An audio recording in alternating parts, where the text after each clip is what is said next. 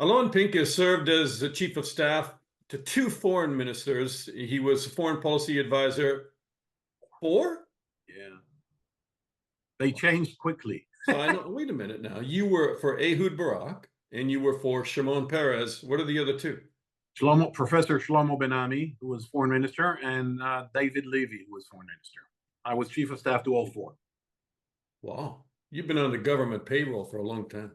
No, I told you they changed quickly. Government's fault. Okay, thank you for Okay, setting me straight. sorry. You were Sorry. also the consul general of New York City. I'm not redoing that intro. We're going to let it play the way it is, and I'm very impressed, especially on who some of these were. And we're very lucky to talk to Alon. Here's the quote, because you and I were just talking off camera about the debate last night. On Kamala Harris from Donald Trump, she hates Israel at the same time. In her own way, she hates the Arab population because the whole place is going to get blown up. Arabs, Jewish people, Israel will be gone, said Trump last night. Yeah. Your reaction? I mean, a more concentrated pile of nonsense is really hard to utter. He could have attacked her on the Biden-Harris administration's policy in the Middle East. He could have attacked her for being a progressive liberal who sides with the Palestinians, which is not true, but it would have been a legitimate line of attack. Instead, he went low because, this is what he does and this is who he is. She hates Israel. And if she's president, Israel will be gone. Israel will disappear. Israel will be annihilated in 2 years. So you let me jump in there. Who's he reaching out to? Is that evangelical voters, or where does he? I mean, they spin that all the time. A, evangelical voters. B, he's trying to make Israel, with the help of Mr. Netanyahu, for a long time, to make Israel a wedge issue on between Democrats and Republicans. He thinks that if the war goes on, and he accuses Harris of being anti-Israeli, throwing Israel under the bus, threatening to curtail arms shipments, whatever, you're going to have a sizable group of people who support Israel in the U.S. but are unhappy with them, and we're thinking maybe I shouldn't vote, to come out and vote. So you said Netanyahu does the same thing. They're creating this so-called wedge issue, and is that dangerous for Israel? Very dangerous. Netanyahu has been doing it for many years. I mean, he failed every time he tried to do so. But you go back to March 2015, his speech in Congress against the JCPOA, the Iran nuclear deal, which essentially was a speech against Barack Obama. You go back to his courting of evangelicals during the Clinton administration. It's endless. But it's a funny thing that you mentioned, Dana, because here's Trump saying that if Kamala Harris is president, Israel will be destroyed. And here's Netanyahu saying that if he doesn't stay prime minister, Israel will be destroyed. So what do these two have in common? That they're both talking nonsense about this. Now, but if I may, on the very same, it was a uniquely Trumpian moment when he was asked by David Muir from ABC News, what would you have done differently on October 7th in terms of the Hamas attack on Israel and the ensuing war in Gaza? And here's Trump saying, if I were president, it would not have happened. How exactly is unclear. And then the second sentence, he says, and Putin would not have invaded Ukraine. Now, that's genius, Dana. That really is genius. So if he were president on October 2023, Putin would not have invaded Ukraine in February 2020. Not the first time he said it. Yeah, I know. How he reconciles the timeline and the two issues is beyond me, aside from talking nonsense. What can I say? Well, he pushes out he's a strongman image, and the world will roll out the carpet before him, unlike the Democrats. But I mean, that's his messaging, right? But today is, and it struck me, I don't know why, because we've had 23 of them, but it's the 23rd anniversary of 9/11. I know. I was there in New York looking at it. Were you consul general then? Yes. So when people draw a parallel between November 6th in October the 6th, excuse me, in Israel, October 7th. October 7th in Israel, and 9/11. Is that over exaggeration? Is it fair? Look, the sources of both attacks is radical Islamic terrorism. There's no question about that. And radical Islamic terrorism should be dealt with forcefully and with determination and resoluteness. However, if you look at the context, it's quite different. Al Qaeda was doing this to attack America's involvement in the Middle East, but America wasn't present. America wasn't an occupying force in the Arab world on 9/11, 2001. And so this was an attack, a crude, brutal, a murderous attack on America as an idea, America as a superpower, and America representing or an expression, a manifestation, if you will, of the West, which Islam is afraid of, belittled by, feels belittled by, etc. The Hamas attack, while the sources, the ideological and even theological sources are similar, Hamas was in their eyes, I'm not, of course, this is not how I see it, but in their eyes, this was an act of resistance to an occupation that's going on for 57 years, since 1967, that Gaza is encircled, that Gaza is under siege, that Gaza is starving, et cetera, et cetera, et cetera. That in their twisted, distorted minds justifies the savage and barbaric attack of October 7th. So, there are similarities, but and if you go into the into the technology and the tactics, both were surprises. Both supposedly came out of the blue. In retrospect, they didn't, and the signs were there. But both sides, both New York, Washington, and Pennsylvania, where all four jets crashed, for them, for all concerned, that was out of the blue.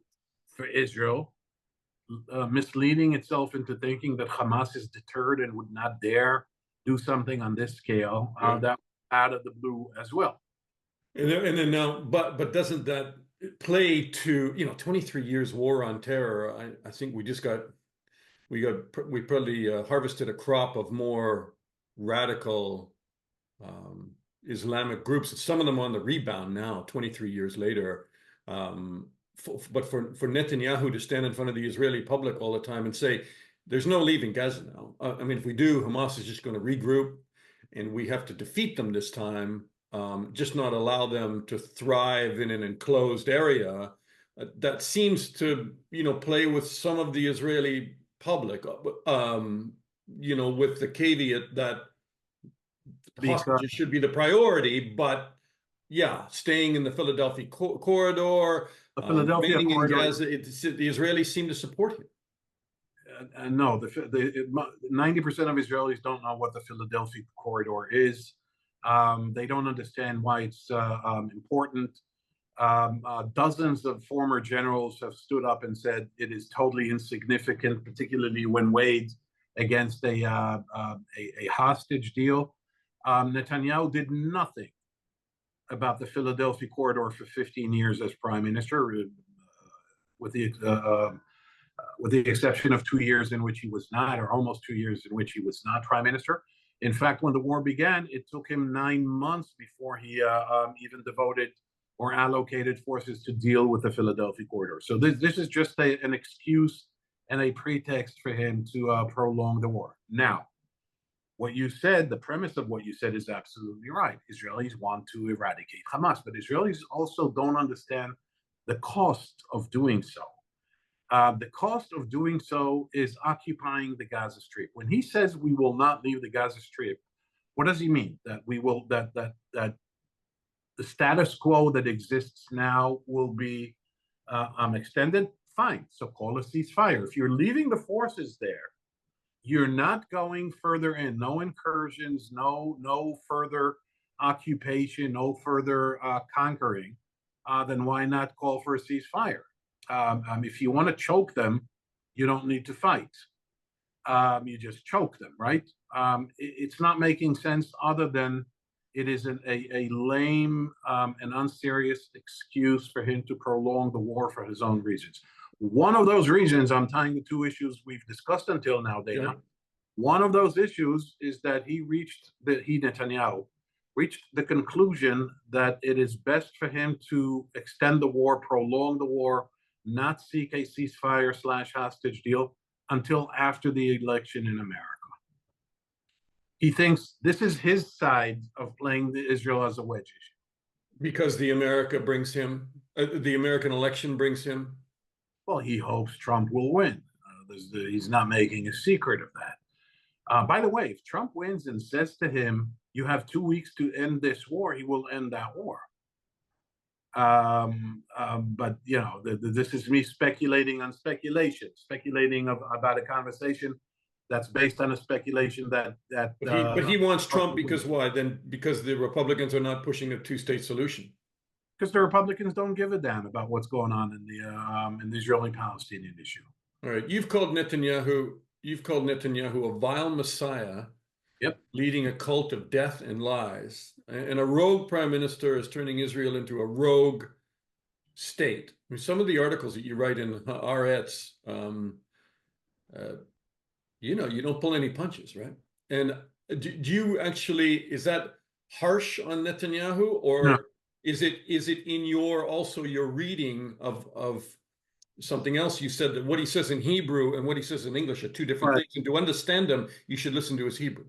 Yeah, well, even his Hebrew has some versions, but certainly when compared to how he speaks in English, it's an entirely different person. In English, he makes all these spurious claims that, he intends to seek a ceasefire. He wants an agreement. He's working hard. He's okay. In Hebrew, he doesn't even bother to say those things. He says, as you accurately described it, we need to stay in Gaza. This war will not end until Hamas is destroyed. Otherwise, I'm quoting you, quoting him. Otherwise, they will regroup, etc., etc. Now, well, look, I don't pull any punches because he earned it. Because I think he has caused severe. I don't want to say irreversible because there's no such thing, but he has caused severe damage to Israel. Internally, in terms of society, the cohesiveness, the Israeli narrative, how people relate to each other. He caused a complete disconnect between the military and the government. He caused an unarmed, at this point, a nonviolent civil war between his core base and the so-called elites.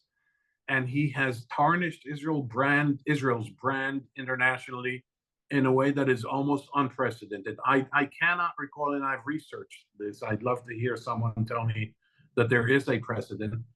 I have never seen a democracy diminishing itself or destroying its self value the way he has done to Israel. I've seen other countries do that, yeah, but not a democracy. Very quickly, because I know we're out of time. Gaza. I mean, Alon, you live in Israel. You follow this minute by minute. People are confused now. They don't understand where it's headed. What is the way out of it? Is there going to be a lot of people, even Israelis, 73.5% of Israelis are pessimistic about the likelihood of a deal. Where are we headed? Like, where are we now? Well, they're pessimistic about a deal because they don't trust Netanyahu. 70% support a deal, not because they see some kind of compromise or conciliation with Hamas, but because they don't trust Netanyahu. It's not headed anywhere until after the American election. Let me repeat what I said a few moments ago. I don't, the issue right now, believe it or not, is not even Gaza, but the renewed potential for escalation in both the West Bank, yeah, but also in Lebanon vis-a-vis Hezbollah and with Iran. This all serves a narrative, Dana. Netanyahu's narrative that this was not about a Hamas attack on the 7th of October, but this is a broad war, 360-degree encirclement, a civilizational conflict, which is why, of course, he's absolved of any responsibility because, how could he avoid it? How could he have, avoided it altogether? This is a false and flawed narrative. That's why I don't pull any punches with it. Are you concerned? People don't understand the difference. A lot of, like my friends wouldn't even understand the difference between Gaza and the West Bank, a lot of them. But I mean, I spent years as a reporter in the West Bank. A lot of it was secular, not very radical. Hamas was a minor group with the Islamic Jihad and others. I mean, the PLO dominated there. There were lots of moderates. This week alone, I mean, we've seen this fired up in Jenin and elsewhere. Are you worried about what the West Bank is becoming? Is it just becoming another Gaza right now and very quickly deteriorating? Yeah, I am. You're absolutely right. There's enough blame on both sides, and there's no point in relitigating the fact that there hasn't been a political process for over a decade. I mean, the last time anything was tried was when John Kerry was Secretary of State in 2014 and came here in what became an exercise in futility, trying to resuscitate some kind of a peace process, not even political process. Let's not even be pretentious and call it a peace process. And occupation remains intact, and settlements grew, and the military friction or interaction between Israel and the Palestinian population in the West Bank grew. Israel consistently and deliberately, by design, weakened the Palestinian Authority, which to begin with was sort of borderline dysfunctional with a lot of corruption there. But Netanyahu was happy to do his part to weaken. Netanyahu was happy. That's why, in his twisted logic, he even strengthened Hamas, because if you strengthen Hamas, by extension, you weaken the Palestinian Authority, and when you do that, when people pressure you, why not engage the Palestinians? You said, me, I want peace, but look at them. You can't talk to them. They're radicalizing as we speak. There's no one to talk. I said, you know what? Fine, you're right. You're making a point. What is your alternative? Because see, here's the thing.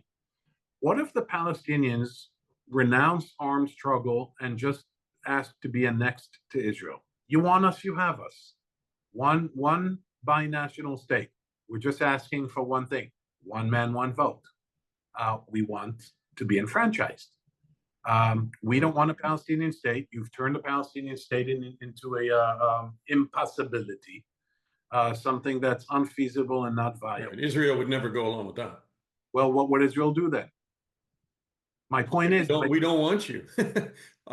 If you don't want us, then get the hell out. But here's my problem with Mr. Netanyahu.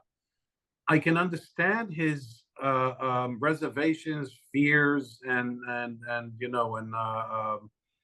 anxieties over a Palestinian state. Truly, I can. If not a Palestinian state, what then? Because in 15 years in power, not once did he come up with an idea. Not once. Does Alon Pinkas have a solution? There are various solutions out there. We could shoot them down, and confederation between Israel, Jordan, and the Palestinian entity, a Kosovo-like NATO protectorate, a state in the making, a gradual state in the making. Without maybe not an armed state, maybe don't control the borders. They won't. No control of demilitarized without any control of the borders. Right. You don't touch Jerusalem in the next 5 years. The issue of Jerusalem. Mm-hmm. There are a lot of ideas that can be entertained, or at least be a platform on which you can develop some kind of a process. You don't have to have the exact detailed nuts and bolts level end results in front of you. Let's start with this. He hasn't done any of that.